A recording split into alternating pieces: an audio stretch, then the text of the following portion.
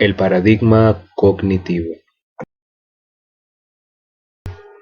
Profesora Adele Rodríguez, tutora del curso Bases Teóricas de la Enseñanza y el Aprendizaje, compañeros de estudio, maestrantes de la especialidad en Evaluación Educacional del Instituto Pedagógico de Miranda, José Manuel Ciso Martínez, público en general, estudioso de las áreas relativas a la temática en desarrollo. A continuación se expone el producto de investigación documental referente al paradigma cognitivo, en donde se pretende ahondar en sus fundamentos epistemológicos y pedagógicos para aplicarlos a la práctica profesional de la docencia.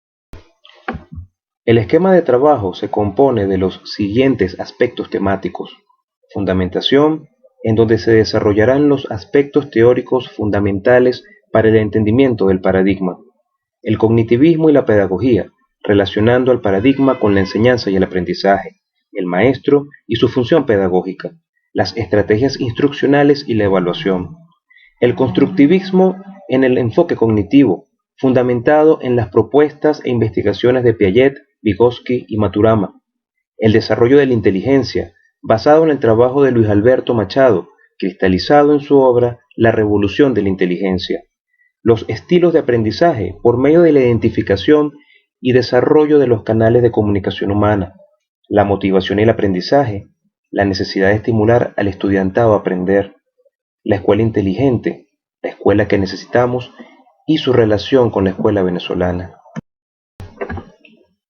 El paradigma cognitivo se fundamenta en la cognición, la cual se define como un proceso conformado por tres etapas: la adquisición, organización y uso del conocimiento. La intencionalidad del paradigma es el propio estudio de la mente humana como mecanismo mental para el desarrollo del intelecto. Es conocido como paradigma cognitivo del proceso humano de información. El cognitivismo es quien genera a la psicología instruccional, la cual relaciona a la psicología cognitiva y a la educación. La historia del paradigma cognitivo se remonta a los años 50, en los Estados Unidos de Norteamérica, con el auge del procesamiento de información por medio de los ordenadores. Específicamente en el año de 1956, en donde se genera la revolución cognitiva, cuando la tecnología se adentra en gran parte de las actividades cotidianas del ser humano, especialmente en la comunicación. A partir de ello, la investigación se centra en los campos de la lingüística, la teoría de la información y la ciencia de los ordenadores. El enfoque cognitivo. Estudiosos como Gardner consideran que el cognitivismo se centra en el estudio de las representaciones mentales. Dicho estudio trata de trascender de lo biológico, sociológico y cultural. También, de la misma manera, pretende determinar la influencia en el comportamiento humano y las acciones que estos realizan en su actuar diario, y cómo estas acciones de tipo mental son guiadas desde lo intrínseco y extrínseco. Gardner también se interesó por conocer cómo se construyen estas imágenes, las cuales se componen de símbolos, esquemas e ideas, aclarando que cuando se hace referencia a esquemas se trata de los conocimientos previos del individuo.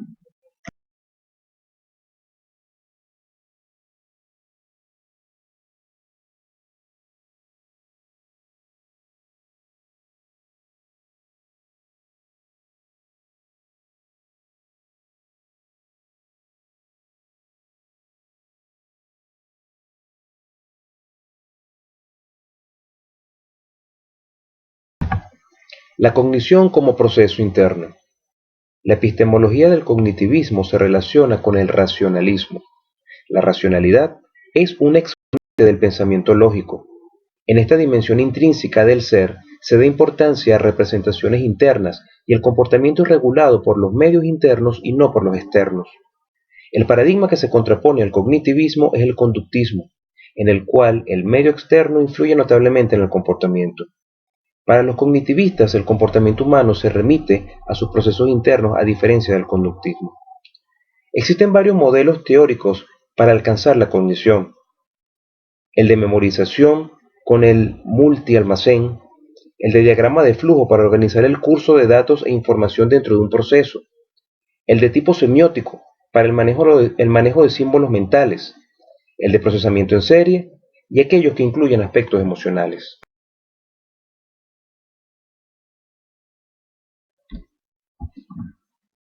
El método cognitivo se basa en la deducción, ya que los procesos no son observables y lo que se puede inferir es lo que se extrae del comportamiento de los individuos.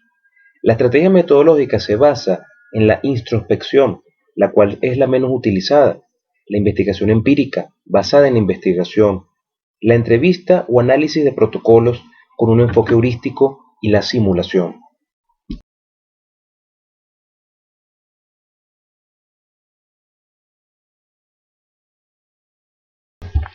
Exponentes, la enseñanza y los objetivos de la enseñanza.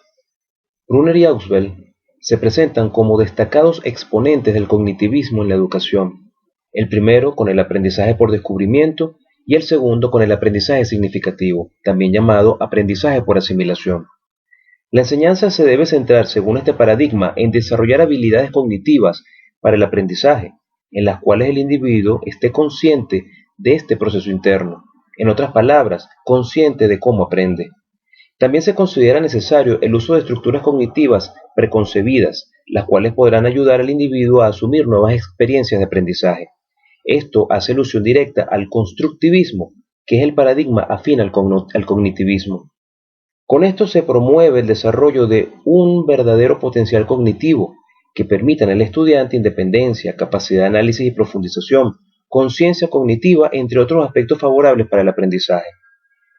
Con el alcance de un alto nivel cognitivo es posible lograr un aprendizaje significativo que escapa del memorístico y se enfoca en una concepción del aprendizaje basada en lo experiencial y que es capaz de registrarse en la estructura cognitiva y formar parte del amplio compendio de conocimientos previos del individuo.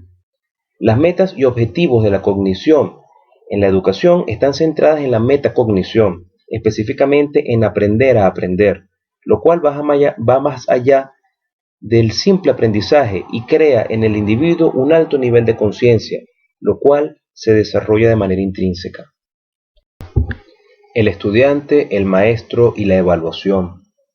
El estudiante en el cognitivismo se considera un ente activo, en el constante actuar del procesamiento de la información.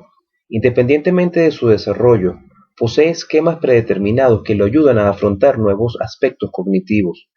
Además de esquemas previos, cuenta con un conjunto de recursos cognitivos, imágenes, representaciones, ideas, procesos, que fortalecen su aprendizaje. Por otra parte, el maestro dentro de este paradigma es un promotor del aprendizaje significativo, el cual debe crear un clima de aprendizaje adecuado al desarrollo del pensamiento y acompañar de forma no directiva al educando en su proceso, fungiendo como facilitador. El maestro cognitivo debe utilizar estrategias instruccionales como organizadores gráficos, resúmenes, analogías, mapas conceptuales y mentales, redes semánticas, entre otras. En fin, el maestro debe enseñar a pensar. La evaluación se fundamenta en la propuesta de Benjamin Bloom, en la cual clasifica diversos niveles cognitivos del individuo. Se considera necesaria la relación entre los objetivos de aprendizaje con los reactivos evaluativos. Los niveles de conocimiento se manejan con verbos de acción cognitiva, el nivel de comprensión, con paráfrasis, inferencias y explicaciones, los de aplicación que permiten colocar lo aprendido en el contexto deseado o indicado, y el nivel de análisis, con el desarrollo de ensayos, productos y monografías. La enseñanza y el aprendizaje en el cognitivismo. Como ya se ha dicho antes, la enseñanza se basa en el aprendizaje significativo, el fortalecimiento de un esquema cognitivo y su uso para afrontar nuevos conocimientos. No se ha unificado una estrategia instruccional única para desarrollar el cognitivismo, pero sí se mantiene la intención de aplicar el principio metacognitivo de aprender a aprender y aprender a pensar. Para que ocurra un aprendizaje significativo debe cumplirse varias condiciones. Debe haber una información sustancial en el proceso de aprendizaje para que pueda ser significativo. Los materiales de aprendizaje deben tener un sentido lógico con sentido racional. Debe haber disposición de aprender por parte de los educandos. Se presentan entonces tres tipos de aprendizaje. El aprendizaje por crecimiento, cuando la nueva información se acumula y fortalece los conocimientos previos. Por ajuste, cuando los esquemas previos se acomodan a nuevas propuestas, las cuales son válidas y actualizantes. Por reestructuración, cuando forman nuevos esquemas o se sustituyen aquellos que no son coherentes con la nueva información. En el cognitivismo, el aprendizaje es producto del uso efectivo de estrategias cognitivas, metacognitivas y autorreguladoras. En este apartado se plantean las posturas de tres importantes exponentes del constructivismo: Jean Piaget, Lev Vygotsky y Humberto Maturana. Dichas posturas están ubicadas en el libro Constructivismo a tres voces.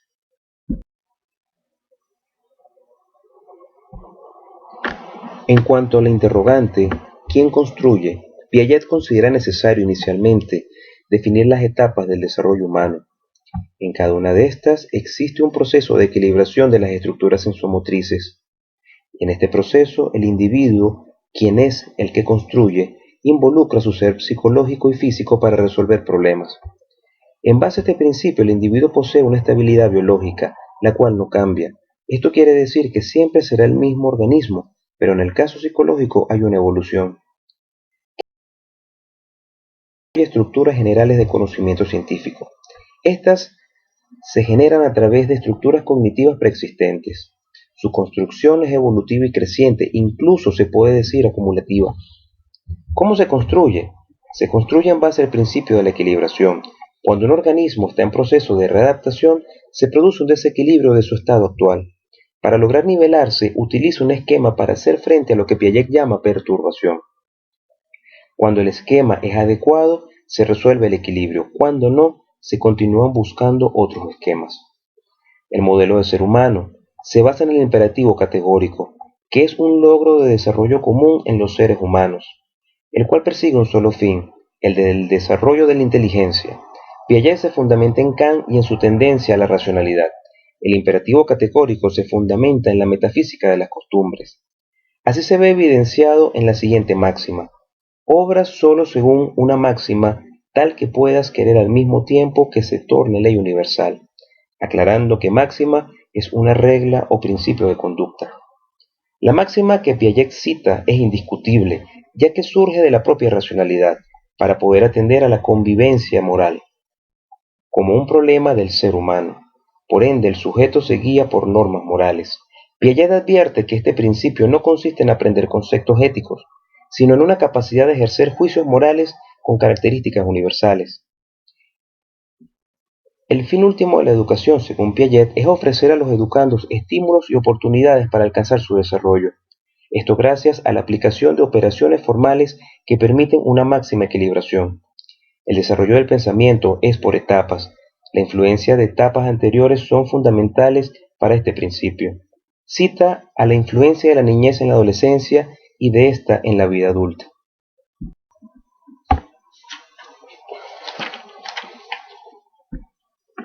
Para Vygotsky, ¿quién construye? Se construye por mediación semiótica, la cual se basa en la interacción entre el medio y los símbolos que en éste se generan. Dichos símbolos por sí solos no son capaces de construir, pero con la intervención de mediadores externos se puede lograr dicha actividad cognitiva. A partir de los símbolos ambientales se crean significados, los cuales se internalizan y adquieren un sentido de tipo interior. Para ahondar en esta interrogante, Vygotsky aplica el término alteridad, el cual consiste en internalizar una representación de otro como una intención comunicativa. ¿Qué se construye? Se construyen funciones superiores psicológicas a partir de la internalización de símbolos y de la conciencia. Se construye un sistema de herramientas que permiten transformar al sujeto cognitivo en un mediador entre el mundo externo y el mundo interno. En el proceso existe un constante recomodo de la palabra, en donde se incluyen nuevas de ellas. Estas poseen un largo trayecto histórico que le dan significado y sentido. El sentido en este contexto es una dimensión de identidad personal y de connotación libre y creadora. ¿Cómo se construye? Por medio de la internalización del significado de los símbolos ambientales. Con esto se generan sentidos internos. El juego, en la edad preescolar, es fundamental para la creación de significados.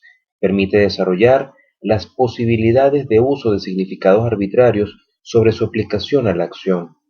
El juego le permite al niño crear un campo creativo en donde le puede dar significados alternos a los objetos, lo cual es una acción metacognitiva suspendiendo lo real y lo normativo. Identifica el binomio objeto-significado.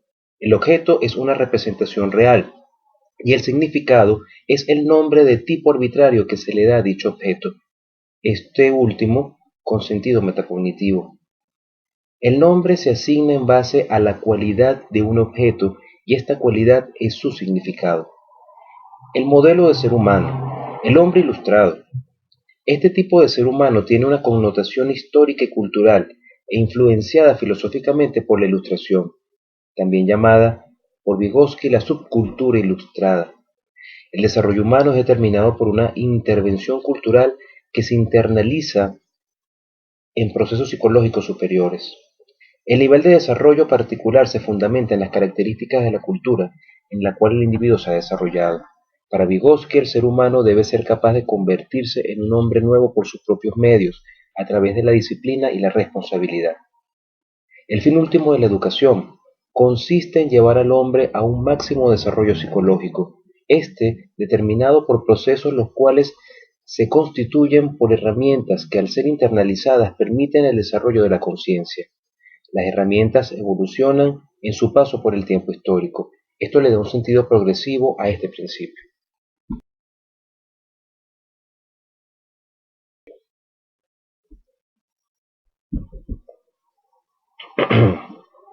La adaptación.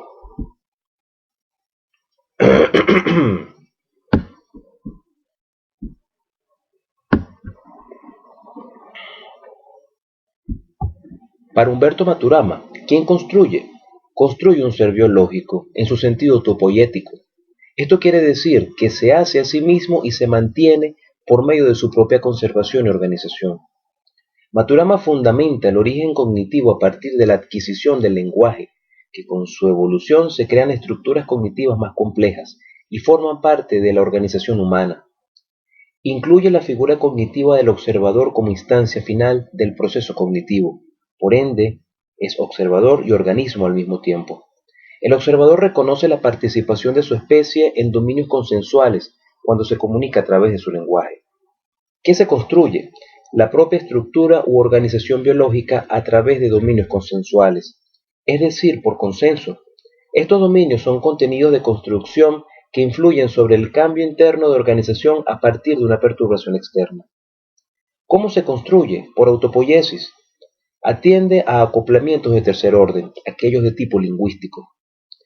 El modelo de ser humano, fundamentado en la ética natural. Para Maturana, el hombre debe ser guiado por la conservación vital y la moral natural. El ser humano se distingue de otros animales por su capacidad de comunicarse oralmente a través de su lenguaje.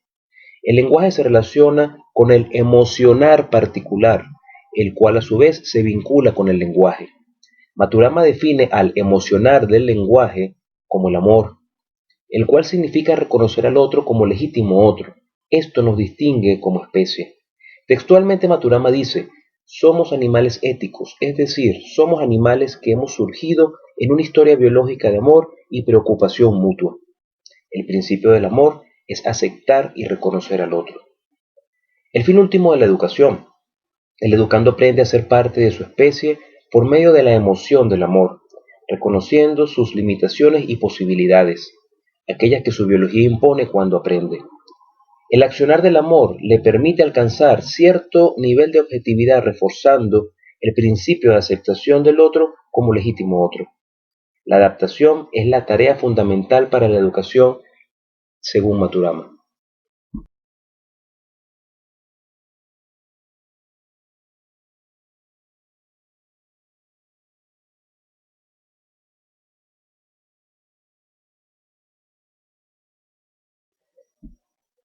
Una de las disciplinas fundamentales para el desarrollo de la inteligencia es la mnemotecnia, la cual es usada como una técnica cognitiva de aprendizaje, en donde se establece un juego de relaciones entre diversos símbolos y significados.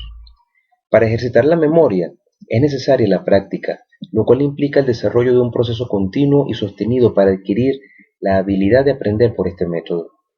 En un sentido metacognitivo es necesario que el individuo aprenda a conocer el mecanismo de la mente humana, el cómo se piensa, cómo se crea, cómo se construye.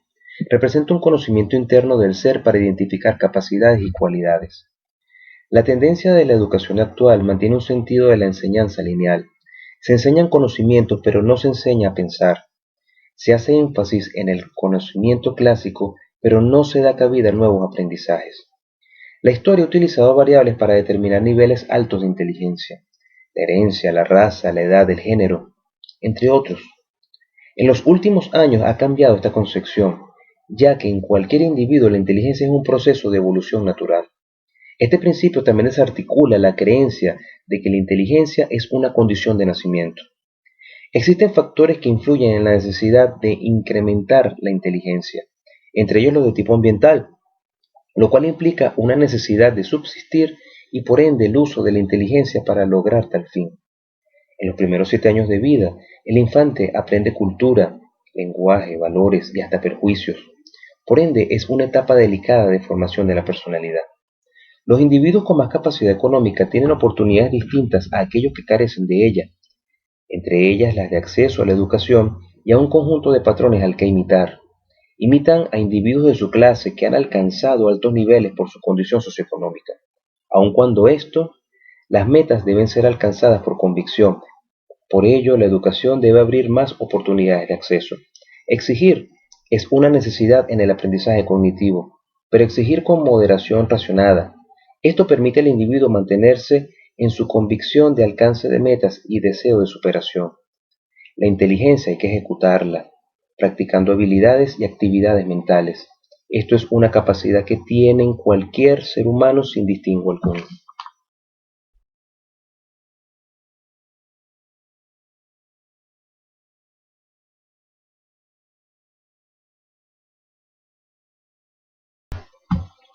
Los estilos de aprendizaje se definen como aquella forma en que el individuo procesa una información, determinado por sus canales de comunicación. El primer estilo a definir es el visual, en donde el individuo procesa información efectivamente por medio de su canal visual a través de la observación. A estos individuos se les identifica como visuales. Tienen la necesidad constante de observar lo que pasa y los objetos que su ambiente posee. Les gusta leer y escribir y requieren de espacios silenciosos para el aprendizaje. En el aula es necesario utilizar, para aquellos estudiantes que tengan un amplio desarrollo de este canal, estrategias, medios y recursos adecuados, entre ellos los organizadores gráficos como los mapas mentales y conceptuales, que por medio del desarrollo del sentido de la organización de ideas mentales y de connotación gráfica, permiten al educando aprender a desarrollar un contenido a través de la organización lógica de sus elementos. Otra estrategia aplicable al aula, en caso de estudiantes visuales, es la representación gráfica de elementos, hechos, fenómenos o cualquier otro factor externo que puedan abstraer por medio de su sentido de la visión. Recursos como los audiovisuales son pertinentes para lograr un aprendizaje significativo en los estudiantes, aplicable a cualquier área de conocimiento. El segundo estilo, el auditivo, permite la percepción de estímulos o elementos audibles. El individuo auditivo aprende 50% de lo que escucha y 50% de lo que habla. Las estrategias para los estudiantes auditivos pueden ser favorecidas con el uso de audios y audiovisuales, grabaciones, lecturas, debates, todo aquello que estimule su canal audible. Pueden usarse cuentos para áreas como castellano e historia, apreciar la música clásica para el desarrollo del potencial artístico, utilizar audiolibros para desarrollos amplios. El tercer canal o estilo es el táctil, en donde las actividades manuales determinan la capacidad de procesar información. Los táctiles necesitan tener las manos ocupadas, tienen un sentido práctico para resolver los problemas o ejecutar actividades, y les gustan los objetos. En el aula, las actividades manuales, en donde se creen diversos tipos de productos y en donde el individuo use sus capacidades de creación de modelos y objetos, beneficia a aquellos que desarrollan este estilo de aprendizaje. La creación de obras plásticas en el área artística, la producción de objetos en áreas de metalurgia, la ejecución de esquemas gráficos, entre otros, pueden ser usados para estimular a estos educandos. Los kinestésicos necesitan del movimiento y la acción, y de la disminución de estímulos visuales y auditivos. Sus actividades se enfocan a aquellas en donde hay interacción física y ejecución de actividades dinámicas en lo corporal. En el aula Las actividades dramáticas, monólogos, dinámicas grupales son efectivas para estos individuos.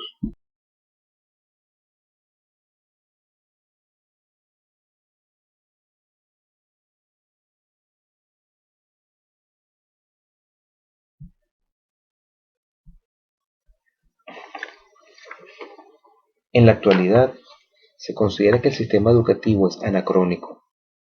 La sociedad ha avanzado en muchos ámbitos, pero la educación se mantiene estancada en parámetros ya caducos que evitan el verdadero desarrollo humano y su adaptación a la era contemporánea.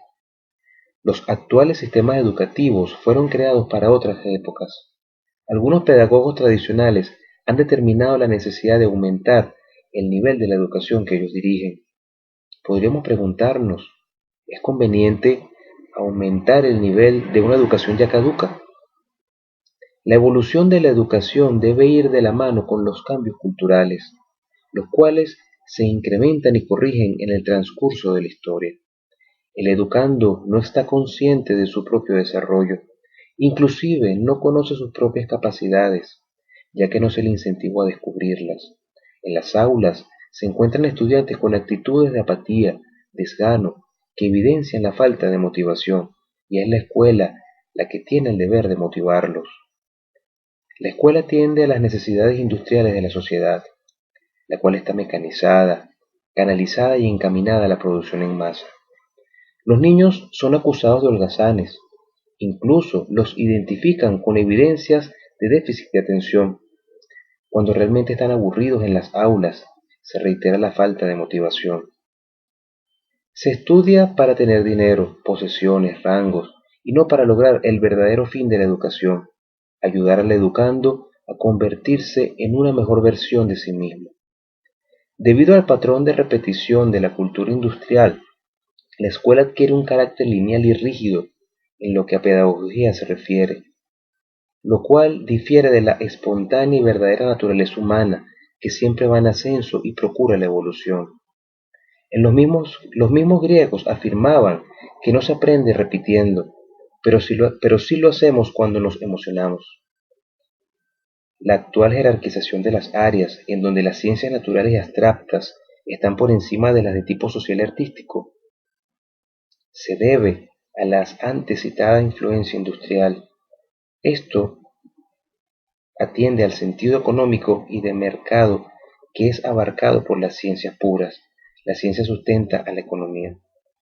Es común en la civilización organizada y de carácter industrial la categorización del ser humano, en lo cual también influye la ilustración. El nivel de conocimiento es usado para ubicar al hombre en una escala discriminativa. El trabajo de los docentes es cambiar la realidad. La educación y el aprendizaje son procesos y no resultados. Se ha perdido la alegría de descubrir, de aprender, de innovar, y para ello los estudiantes deben ser estimulados hacia el alcance de un nivel de conciencia en cuanto a su propio aprendizaje. Esto se logra con la motivación como impulsora de un aprendizaje significativo.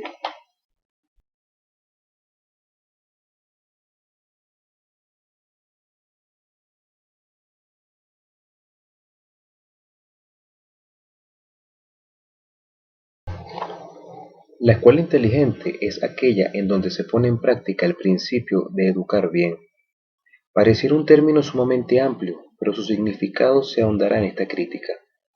Para establecer una analogía adecuada con el sistema educativo venezolano, se puntualizarán algunos aspectos característicos de la escuela inteligente para crear una matriz de opinión válida con sentido crítico. La crítica se reserva a la experiencia del expositor, quien como pedagogo tiene sus consideraciones en cuanto a la educación actual. La escuela debe estar bien informada. Esta característica se refiere al conocimiento que tienen los integrantes de la comunidad educativa en cuanto al pensamiento y aprendizaje humano. Considero en la actualidad no existe una preocupación por el desarrollo del pensamiento. El tiempo, la memorización de objetivos nos han llevado a mecanizar los procesos de aprendizaje para cumplir con la función administrativa de la promoción. La meta es cursar un nivel más de estudio, no es aprender, por ende, se considera que no es necesario el desarrollo de la cognición. La escuela debe ser dinámica, un espíritu enérgico por parte de todos los que la integran. Pareciese que la única dinámica es la de cumplir un horario de trabajo y de entregar algunas actividades de evaluación para llenar casillas en hojas de registro. No se evidencia una emoción por enseñar ni por aprender. La apatía embarga el ambiente y resta su energía. No hay padres que quieran participar en actividades escolares, siempre el trabajo es un pretexto. Pero doy un punto a favor a aquellos docentes venezolanos que de manera constante incluyen el ánimo y la energía en su praxis, que sobrepasan el pesimismo y creen en la magia de educar. Esta energía es la que los estudiantes demandan para impregnarse de amor por el conocimiento. La escuela inteligente es reflexiva, sensible, respetuosa, garante del aprendizaje. En la actualidad se han incluido programas y mallas curriculares fundamentadas en los paradigmas humanista y constructivista, que pretenden el desarrollo del pensamiento. Algunos docentes tradicionales los rechazan porque no están dispuestos al cambio, inclusive los desvaloran señalándolos de débiles. Aquí hay una falta de la primera característica nombrada, la información. Sin embargo, hay una generación de docentes jóvenes y otros experimentados que desean asumir el cambio. Es una esperanza para el sistema educativo nacional. Los programas de estudio, enemigos de la educación. Así los define la escuela inteligente. No es extraño escuchar la caducidad de los programas educativos basados en paradigmas rígidos. Venezuela se ha involucrado en la intención de la actualización curricular. Hay detractores y defensores, pero es evidente que se mantiene estático el proceso educativo, tal vez por la falta de interés en el cambio o que ese cambio no atiende las expectativas de las comunidades escolares. Las transformaciones curriculares son importantes, pero también es su efectividad y contenido. Se requiere un conocimiento generador, centrado en el conocimiento, su comprensión y uso. El conocimiento generador es dinámico y progresivo, adaptado a las realidades, es heurístico. En el actual sistema, el ambiente escolar se encierra en las paredes y techos de las aulas. Los problemas que se resuelven son abstractos y no reales. No se aplica un aprendizaje significativo. Los estudiantes culminan niveles, pero no tienen aprendizajes. Se evidencia cuando entre un grado y el otro no se recuerdan los contenidos vistos, ya que no se pueden considerar como aprendidos. Lo mismo pasa en los primeros semestres de educación superior. A esto se puede inferir que no hubo aprendizaje significativo, por ende, la no utilización del paradigma constructivista ni cognitivo es un reto que el docente debe superar para superar el vacío que se genera en los estudiantes.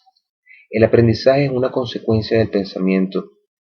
Solo se retiene lo que se comprende. Los estudiantes carecen de herramientas metacognitivas que los hacen conscientes de su propio aprendizaje.